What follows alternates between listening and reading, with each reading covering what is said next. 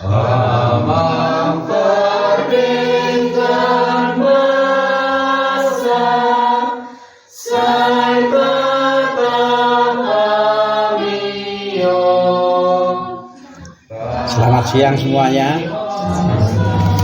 Apakah di antara kita ada yang namanya Yohanes, nama baptis, nama krisma? Ada? Nggak datang.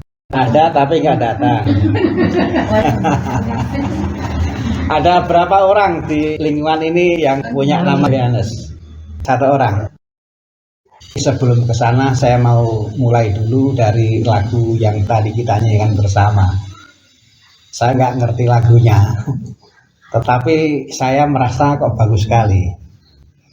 Memang kalau sesuatu itu sudah dikuasai, kita sudah bisa, itu membawakannya beda. Ini tadi nggak latihan, langsung gladi resik. Tapi ternyata membawakannya bagus. Kalau boleh tahu, lagu tadi isinya apa sih? Saling melengkapi saja. Sangat baik, Bapak yang sangat baik. tatap kami, melindungi kami, lindungi kami, memberkati permintaan kami, rencana kami hari ini. Berarti 2 hal. Pertama itu sebuah pengakuan bahwa Bapak itu begitu baik. Dan yang kedua, kepada Bapak yang begitu baik itu kita menyampaikan permintaan permohonan yang juga baik. Itu nyambung sekali dengan Injil yang tadi saya baca. Nggak disinkronkan, tetapi ternyata sinkron. Saya dari rumah itu memang sudah punya niat, saya nggak akan membawa lagu. Karena saya percaya bahwa umat yang mau saya datangi ini pasti juga punya lagu yang khusus. Maka tadi kan saya minta, ada nggak 2 lagu rohani Batak yang kita bisa? Karena yang namanya lagu rohani, mau apapun lagunya pasti itu bagus. Isinya apa? Ternyata bagus. Itu sama dengan Injil yang tadi kita dengar bersama. Injil tadi mengenai Yohanes Pembaptis. Yohanes itu artinya Bapa yang murah hati, Bapa yang baik hati. Yohanes Pembaptis karenanya merupakan wujud kemurahan hati, kebaikan hati Allah Bapa. Mengapa? Karena kita tahu kan, Yohanes Pembaptis itu lahir ketika orang tuanya yang secara manusiawi itu nggak mungkin punya anak, karena lahirnya di masa sudah tua. Jadi yang mustahil bagi manusia nggak mustahil bagi Tuhan. Tuhan itu baik, Tuhan itu murah hati.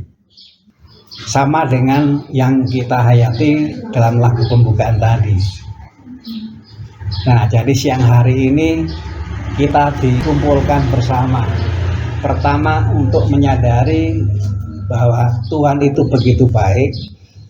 Lalu yang kedua, kita karenanya diteguhkan. Kita makin semangat. Tidak ada yang sia-sia kalau kita percaya kepada Tuhan. Nggak ada yang sia-sia kalau kita mohon kepada Tuhan.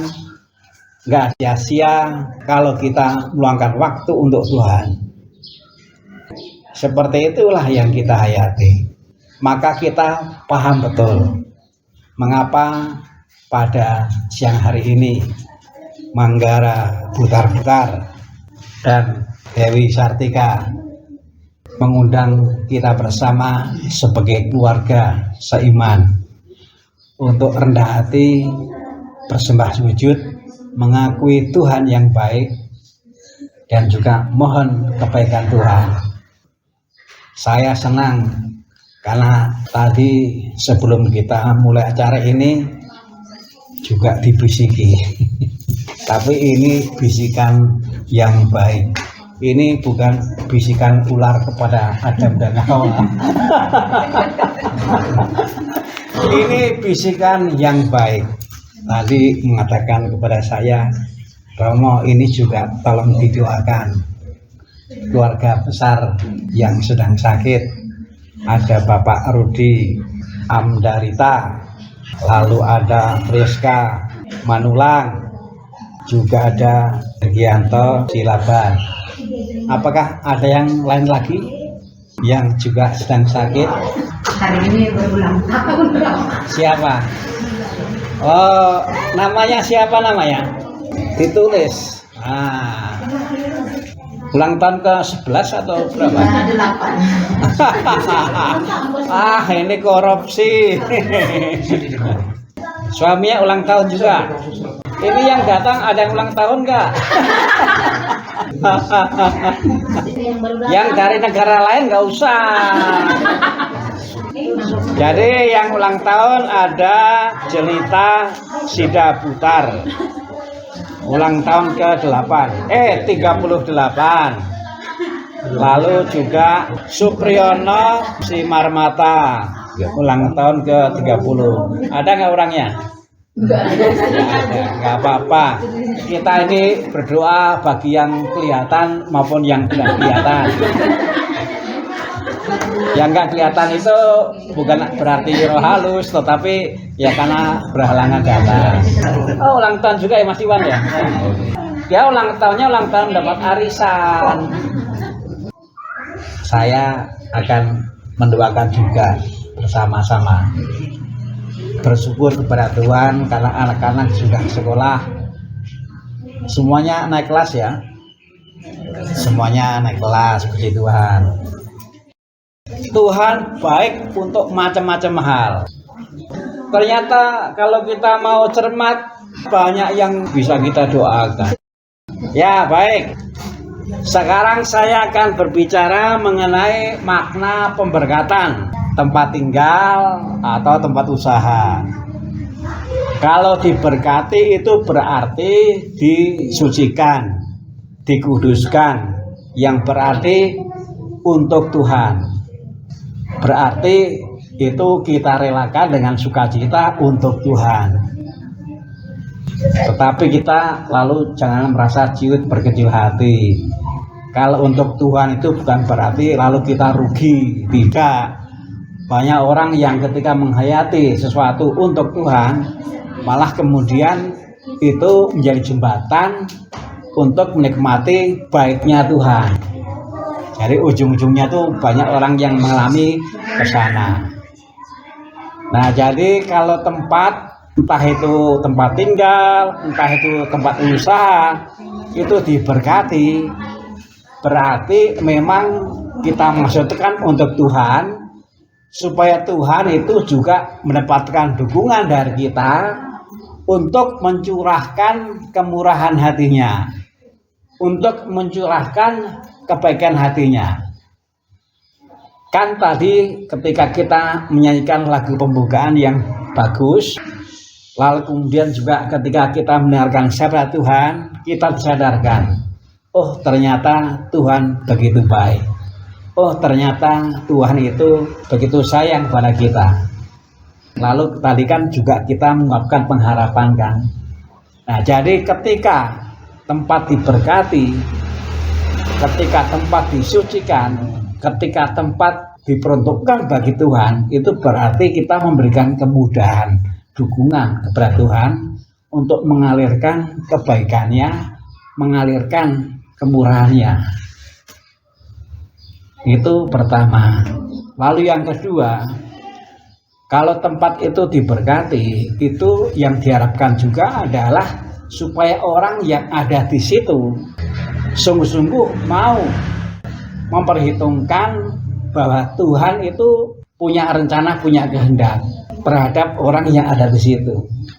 Jadi orang yang ada di situ itu juga memberikan dukungan. Sebab kalau baiknya Tuhan itu kurang didukung, lalu baiknya bisa nggak sampai, ya kan? Sama dengan tadi saya bilang, tolong difoto.